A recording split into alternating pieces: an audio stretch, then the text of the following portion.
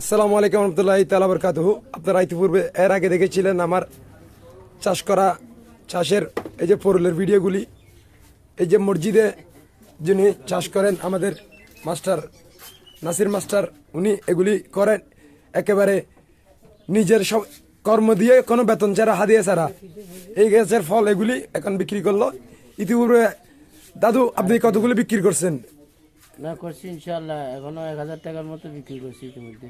ইতিমধ্যে আরো এমনি এখন তো শুরু হয়েছে যে মাত্র, বর্ষাকাল তো এখন শুরু হয়েছে যে বিক্রি মোটামুটি আলহামদুলিল্লাহ বেশ।